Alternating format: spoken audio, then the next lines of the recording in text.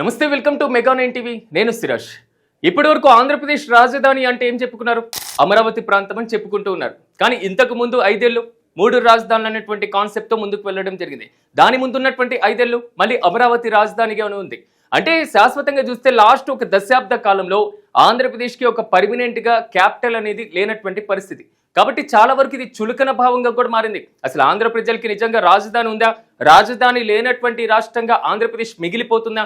వచ్చినటువంటి పరిపాలకులు వారికి ఇష్టం వచ్చినట్లుగా రాజధానులు మార్చుకుంటే అసలు శాశ్వతమైనటువంటి రాజధాని లేనటువంటి రాష్ట్రంగా ఆంధ్రప్రదేశ్ మిగిలిపోదా అనేటువంటి దాంట్లో అటు ప్రజలు ఇటు ప్రభుత్వాలు పూర్తి అందరూ కూడా ఇబ్బంది పడినటువంటి సందర్భాలు ఉన్నాయి. ఈ నేపథ్యంలో ఈ రోజు ఒక కీలకమైనటువంటి ఇంపార్టెంట్ అంశం అని చెప్పుకోవాలి. మరి ముఖ్యంగా ఆంధ్ర ప్రజలకు ఒక శుభవార్త అని చెప్పుకోవాలి. ఎందుకంటే 2014 నుంచి అధికారంలోకి వచ్చిన తర్వాత తెలుగుదేశం పార్టీ ప్రభుత్వం అమరావతిని రాజధాని చేయాలి అనేటువంటి కాన్సెప్ట్తో ముందుకు వెళ్ళడం జరిగింది. కానీ 2014 నుంచి 2019 వరకు పూర్తి స్థాయిలో ఉన్నటువంటి నేపథ్యంలో అమరావతిని రాజధానిగా ఫైనల్ అయితే చేశారు. కానీ ఎక్కడా కూడా దానికి సంబంధించిన ఒక చట్టబద్ధత లేనటువంటి పరిస్థితి. ఈ నేపథ్యంలో రాజధానికి సంబంధించి భూసేకరణ చేశారు. ఆల్మోస్ట్ ఒక 29 గ్రామాలకు సంబంధించి 34,000 ఎకరాలకు సంబంధించి అంటే 29 గ్రామాల్లో 34,000 ఎకరాలకు భూమిని సమీకరణ చేసి ఒక ప్రపంచంలోనే హిస్టరీని క్రియేట్ చేశారు. ఇది వాస్తవం. కానీ అక్కడ తాత్కాలిక భవనాలకు మాత్రమే జరిగినటువంటి పరిస్థితి. తాత్కాలిక భవనాల నిర్మాణం చేసుకొని అక్కడి నుంచి పరిపాలన చేసుకుంటూ శాశ్వత భవనాలకి శంకుస్థాపన కార్యక్రమం చేశారు. ప్రధానమంత్రి వచ్చారు, శంకుస్థాపన చేశారు, వెళ్ళిపోయారు. సో దాని తర్వాత రాజధాని అనేటువంటిది పూర్తి స్థాయిలో ఒక దశ లేకుండా గ్రాఫిక్స్కే పరిమితమైంది అనేది మాత్రం ప్రతిపక్షాలు ఆరోపణలు చేసుకుంటూ వచ్చినటువంటి పరిస్థితి. దాని తర్వాత 2019లో ఎన్నికలు రావడం, 2019లో ఎన్నికలకు వచ్చిన తర్వాత 2024 వరకు వైసీపీ ప్రభుత్వం అధికారంలో ఉండడం జరిగింది. 3 రాజధానులు అనేటువంటి కాన్సెప్ట్తో వైసీపీ పూర్తి స్థాయిలో ప్రజల్లోకి వెళ్ళడం జరిగింది. వైజాగ్ని రాజధానిగా చేశారు, అమరావతిని రాజధానిగా చేశారు, కర్నూలుని రాజధానిగా చేశారు. న్యాయ పరిపాలన అదేవిధంగా శాసన రాజధానిగా చేస్తే ఇక్కడ కనబడుతున్నటువంటి ఇష్యూ అది కూడా కోర్టులో నలిగి కోర్టు ఆదేశాలతో అది కూడా నిలుపుదల చేసినటువంటి పరిస్థితి. కానీ ఇక్కడ పూర్తి స్థాయిలో మనకు కనబడుతున్నటువంటి అంశం ఒక రాజధాని లేకుండా ఇన్నేళ్లు సాగినటువంటి నేపథ్యంలో 2024లో మళ్ళీ అధికారంలోకి వచ్చినటువంటి కూటమి ప్రభుత్వం పూర్తి స్థాయిలో మళ్ళీ అమరావతిని పట్టాలపైకి ఎక్కించడం జరిగింది. గతంలో మేము ఇచ్చినటువంటి హామీ ఏదైతే ఉందో రాజధాని పూర్తి చేస్తామనేటువంటి అంశం 29 గ్రామాల ప్రజల నుంచి తీసుకున్న 34,000 ఎకరాలకి న్యాయం చేస్తాం, వాటికి రిటర్నింగ్ ప్లాట్లు ఇచ్చేస్తాం, ఇలాంటి ప్రజలు కార్యక్రమాలతో మరి ముఖ్యంగా ఇలాంటి కాన్సెప్ట్తో ప్రజల్లోకి రావడం జరిగింది. నిజంగా అధికారంలోకి వచ్చారు. వచ్చిన తర్వాత మళ్ళీ రాజధాని అనేటువంటి నిర్మాణంలో ముందుకు సాగుతున్నటువంటి నేపథ్యంలో ఒక్కసారిగా ఇప్పుడు ఒక గుడ్ న్యూస్ అని చెప్పుకోవాలి. అమరావతి రైతుల పాలిట గుడ్ న్యూస్ అని చెప్పుకోవాలి. ఆంధ్రప్రదేశ్ ప్రజల పాలిట కూడా ఇది ఒక పెద్ద శుభవార్త అని చెప్పుకోవాలి. ఎందుకంటే 2014లో ఆంధ్రప్రదేశ్ పునర్వ్యవస్థీకరణ చట్టంలో ఇకపైన అమరావతి రాజధానిగా పొందపరచబోతున్నారు. ఈ శీతాకాల సమావేశాల్లోనే దానికి అవసరమైనటువంటి బిల్లును ప్రవేశపెట్టబోతున్నారు. ఈ నేపథ్యంలో ఇలాంటి కీలకమైనటువంటి బిల్లు పెట్టాలి అని గత సంవత్సర కాలంగా కూటమి ప్రభుత్వంలో భాగస్వామిగా ఉన్నటువంటి తెలుగుదేశం పార్టీ కేంద్ర ప్రభుత్వం మీద ఒత్తిడి చేస్తుంది. దీనికి గల కారణాలు ఏంటి? ఇక్కడ మనకు ఒక్కటి గమనించాలి. రాజులు మారినప్పుడల్లా రాజ్యాలు మార్చుకోవడానికి వారి ఇష్టం వచ్చినట్లుగా, రాజ్యాలు మార్చినప్పుడల్లా రాజధానులు మార్చుకోవడానికి వారికి ఇష్టం వచ్చినట్లుగా ఇకపైన ఆంధ్రప్రదేశ్లో ఇలాంటి తంతు సాగబోదు. రెండోది కూడా ఆంధ్రప్రదేశ్కి ఎవరైతే 34,000 ఎకరాలు భూమిని ఇచ్చారో రైతులు, వీరు దేవస్థానం నుంచి న్యాయస్థానం వరకు పాదయాత్ర చేశారు, దీక్షలు చేశారు. 2,000 రోజులకి పైగా పూర్తి స్థాయిలో దీక్షలు చేస్తూ నిరసన కార్యక్రమాలు చేశారు. వీళ్ళ మీద లాఠీ చార్జీలు జరిగినాయి. క్షేత్రస్థాయిలో మేము భూములు ఇచ్చినా, రాజధాని ప్రాంతం కోసం భవిష్యత్తు కోసం భూములు ఇచ్చినాం, ఇక్కడ ఎలాంటి రాజధాని నిర్మాణం కాదు కదా, ఇచ్చినటువంటి హామీని కూడా పక్కన పెట్టేశారు అనేటువంటి వాదనతో పూర్తి స్థాయిలో ప్రభుత్వానికి వ్యతిరేకంగా పోరాటాలు చేశారు. కానీ ఆ రైతులకు న్యాయం జరగబోతుంది ఇలాంటి చట్టబద్ధత ద్వారా అనేది మాత్రం ఇక్కడ చాలా స్పష్టంగా అర్థమవుతుంది. మరీ ముఖ్యంగా ఒకసారి ఆలోచిస్తే దేశంలో ఉన్నటువంటి ఇన్ని రాష్ట్రాల్లో ఏ రాష్ట్రానికి కూడా ఒక రాజధాని ఫలానా ప్రదేశం లేదా ఫలానా నగరం అనేసి ఒక్క చట్టం కూడా పార్లమెంట్ చేయలేదు. మొట్టమొదటిసారిగా అమరావతి ప్రాంతాన్ని రాజధాని ప్రాంతంగా పూర్తి స్థాయిలో చట్టం చేయబోతున్నారు అనేటువంటి ఇష్యూ మాత్రం ఇక్కడ చాలా స్పష్టంగా అర్థమవుతుంది. అమరావతి మాత్రం చట్టబద్ధమైనటువంటి రాజధానిగా కొనసాగబోతుంది. మరో కీలకమైనటువంటి అంశం, రాజధాని ప్రాంతాన్ని అమరావతిని డిక్లేర్ చేసిన తర్వాత మరోసారి ప్రభుత్వాలు మారినప్పుడు గత 2014 నుంచి 19 కూటమి ప్రభుత్వం వెళ్ళిపోయిన తర్వాత వైసీపీ ప్రభుత్వం అధికారంలోకి వచ్చిన తర్వాత రాజధాని మార్పు అనేది ఎవరు ఊహించలేదు. మూడు రాజధానుల కాన్సెప్ట్తో ముందుకు వస్తారని ఎవరు ఆలోచన చేయలేదు. ఎన్నికల్లో ఇచ్చినటువంటి హామీల ప్రకారం ముందుకు వెళ్తారని అందరూ భావించారు. కానీ ఒక్కసారిగా మళ్ళీ మరోసారి వేరే ప్రభుత్వాలు కానివ్వండి, వేరే పార్టీలు కానివ్వండి, వేరే వ్యక్తులు కానీ అధికారంలోకి వస్తే రాజధానిని మార్చేందుకు ఇకపైన అవకాశం ఉండబోదు. ఎందుకంటే ఇన్ని రోజులు ఒక రాష్ట్ర రాజధానిని ఏర్పాటు చేయాలి అంటే రాష్ట్ర శాసనసభ ఆమోదం పొందాలి. రాష్ట్ర శాసనసభ ఆమోదం పొందిన తర్వాత ఆ బిల్లు పార్లమెంట్కి వెళ్తుంది. పార్లమెంట్ దాన్ని ధృవీకరించడం ఇలాంటి అంశాలు జరుగుతూ ఉన్నాయి. అలాగే మూడు రాజధానులు అనేటువంటి అంశం కూడా ఇలాగే నలిగినటువంటి పరిస్థితి.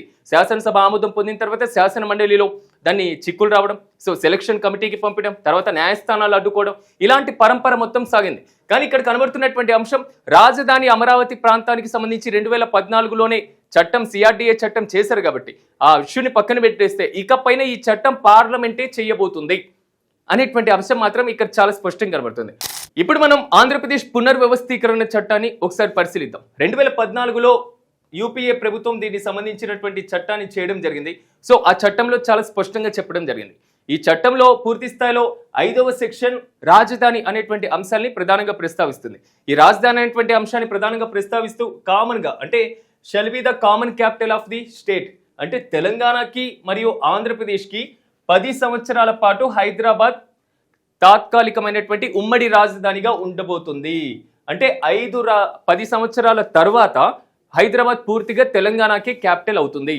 అంటే ఆంధ్రప్రదేశ్ పునర్వ్యవస్థీకరణ చట్టంలోని సెక్షన్ 5 క్లాజ్ 1 హైదరాబాద్ అనేది తెలంగాణకి ఆంధ్రప్రదేశ్కి ఉమ్మడి రాజధానిగా 10 సంవత్సరాలు ఉండబోతుంది అనేది చాలా క్లియర్ కట్గా చెప్పారు. ఇక క్లాస్ 2 ఒక్కసారి మనం చూసుకుంటే ఒక్కసారి ఆ పీరియడ్ అయిపోయిన తర్వాత ఏదైతే 10 సంవత్సరాలు అనేటువంటిది పీరియడ్ అయిపోయిన తర్వాత క్లాస్ 1లో చెప్పినట్లుగా హైదరాబాద్ అనేది only the capital of Telangana, తెలంగాణకి మాత్రమే క్యాపిటల్ గా ఉండబోతుంది. So a new capital for the state of Andhra Pradesh, అంటే కొత్త క్యాపిటల్ ని ఆంధ్రప్రదేశ్ ఏర్పాటు చేసుకోవాలి. ఇక్కడ క్లియర్ కట్ గా ఒకటి చెప్పారు. ఒకటి సెక్షన్ 5 ప్రకారం క్లాస్ 1 ప్రకారం 10 సంవత్సరాల పాటు హైదరాబాదు తెలంగాణకి ఆంధ్రప్రదేశ్కి ఉమ్మడి క్యాపిటల్ గా ఉంటుందని. క్లాస్ 2లో చెప్పారు పక్కాగా 10 సంవత్సరాల తర్వాత తెలంగాణకి మాత్రమే హైదరాబాద్ క్యాపిటల్ గా ఉంటుంది, ఆంధ్రప్రదేశ్ కొత్త క్యాపిటల్ ని ఏర్పాటు చేసుకోవాలి. ఇది క్లియర్ కట్ గా ఉంది. ఇప్పుడు సవరణ చేయబోతున్నారు. ఎందుకంటే 10 సంవత్సరాలు హైదరాబాద్ ని ఉమ్మడి రాజధానిగా యూజ్ చేసుకోలేదు, కేవలం 1-2 ఇయర్స్ మాత్రమే యూజ్ చేసుకున్నారు. తాత్కాలిక భవనాల్లో అక్కడికి వెళ్ళి పరిపాలన చేసుకున్నటువంటి పరిస్థితి. ఇప్పుడు చేస్తున్నటువంటి అమెండ్మెంట్, ఇప్పుడు చేస్తున్నటువంటి సవరణ ఏమైతే ఉంటుందో, ఈ ఏదైతే సెక్షన్ 5 క్లాస్ 2 ఉందో ఈ క్లాస్ 2లో new capital for the state of Andhra Pradesh అనేటువంటి ప్లేస్ లో ఈ న్యూ క్యాపిటల్ లో అమరావతి రాబోతుంది. ఇది చేస్తున్నటువంటి చట్టం. ఒకవేళ ఇక్కడే అమరావతి ఉండుంటే మరోసారి అమరావతిని రాజధానిగా మార్చాలని ఏదైనా ప్రభుత్వం వ్యూహం చేస్తే మాత్రం పార్లమెంటే మళ్ళీ చట్టం చేయాల్సి ఉంటుంది. 2014 ఆంధ్రప్రదేశ్ పునర్వ్యవస్థీకరణ చట్టంలో మళ్ళీ మార్పులు చేస్తే మాత్రమే అమరావతి రాజధానిని తొలగించేటువంటి అవకాశం ఉంటుంది. ఇది చాలా క్లియర్ కట్ గా ఉంది. సో ఇలాంటి చేయడం వల్ల ఒకటి రైతుల్లో ఒక శాశ్వతమైనటువంటి ధైర్యాన్ని నింపిన వారు అవుతారు. 2 రాజులు మారినప్పుడల్లా రాజ్యాలు మార్చడానికి, రాజధానులు మార్చడానికి అవకాశం ఉండేటువంటి సందర్భాలు ఉండవు. 3 రాజధాని రైతులకు ఇచ్చినటువంటి హామీల ప్రకారం అమరావతి రాజధాని అనేది చాలా స్పష్టంగా ఉంటుంది, నిర్మాణాత్మకంగా ఉంటుంది. 4 ఇక్కడికి వచ్చేటువంటి పెట్టుబడిదారులు ఎవరైతే ఉంటారో, సో ఇక్కడ వచ్చి కంపెనీలు పెట్టాలనుకునే వాళ్ళు కానివ్వండి, ఇక్కడికి వచ్చి స్థిర నివాసాలు ఏర్పాటు చేసుకోవాలనుకునేటువంటి వారు, సో వీళ్ళందరూ కూడా శాశ్వతంగా అమరావతి రాజధానిగా ఉంటుంది అనేది ఒక హామీ మాత్రం 100% లభించబోతుంది. మరీ ముఖ్యంగా ఈ మొత్తానికి మాత్రం తెలుగుదేశం పార్టీ ఒక భారీ వ్యూహమే పనిందనే చెప్పుకోవాలి. ఎందుకంటే గత 5 ఏళ్లలో వారు పడినటువంటి ఇబ్బందులు కానివ్వండి, రాజధాని రైతులు పడినటువంటి ఇబ్బందుల నేపథ్యంలో సో దీనికి ఒక శాశ్వతమైనటువంటి పులి స్టాప్ పడాలి అనేటువంటి అంశాన్ని మాత్రం టీడీపీ గవర్నమెంట్ ఆలోచించినట్లుగా ఉంది. మరి ఈ శీతాకాల సమావేశాల్లోనే దీనికి సంబంధించినటువంటి బిల్లును తీసుకురావాలి అనేటువంటి ఇష్యూలో మాత్రం టీడీపీ ఒత్తిడి చేస్తున్నట్లుగా తెలుస్తుంది. ఒకవేళ ఈ బిల్లు వస్తే మాత్రం రాజధాని రైతులకు ఒక శుభవార్తని చెప్పుకోవాలి. ఖచ్చితంగా ఇది ఒక బంపర్ ఆఫర్ అనే చెప్పుకోవాలి. ఫైనల్ గా ఒక్కటి అయితే మనం ఆలోచించాలి, ఇది ఒక పొలిటికల్ సొల్యూషన్ కాదు. రాజధాని ఏది అమరావతి రాజధానిగా తీసేయాలి, అసలు అమరావతి రాజధానిగా పనికొస్తుందా, సో అక్కడ ఉన్నది మొత్తం కుంగిపోయేటువంటి అంశాలు అనేది పొలిటికల్ హీట్ పెంచేటువంటి కామెంట్స్.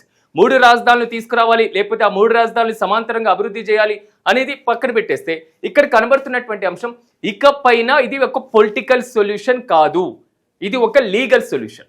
అంటే పొలిటికల్ గా దీని ప్రభావం పక్కన ఎక్కడా ఉండదు, కేవలం న్యాయపరమైనటువంటి పరిష్కారం మాత్రమే ఈ రాజధానికి సంబంధించినటువంటిది ఉంటుంది. ఇప్పటికే న్యాయశాఖ పరిశీలన కూడా కంప్లీట్ అయినట్లుగా మరికొన్ని రోజుల్లో కేంద్ర మంత్రివర్గం ముందు కూడా ఈ బిల్లు రాబోతున్నట్లుగా తెలుస్తుంది.